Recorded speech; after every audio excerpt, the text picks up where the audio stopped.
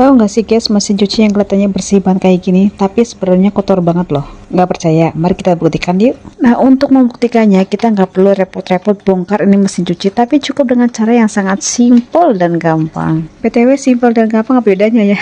Ya intinya nggak ribet lah caranya. Nah, ini dia aku beli Klimbus khusus pembersih mesin cuci. Cara makanya sangat gampang dan udah tertera di kemasannya. Ya udah nggak usah banyak cincong, mari kita buktikan bersihin mesin cuci aku sekarang juga. Nah, ini dia mesin cucinya sudah aku taruh 1 botol Klimbos. Habis itu aku tuang air panas kira-kira 1 panci dan habis itu dicampur dengan air biasa. Setelah itu mesin cuci diputar selama 10 menit saja. Nah, setelah 10 menit terus mesin cucinya didiamkan selama kurang lebih 2 jam dan ini hasilnya, mesin cuci bener-bener keluar semua kotorannya. Selanjutnya ini kotoran sama airnya dibuang semua, habis itu diisi lagi tapi dengan air biasa saja.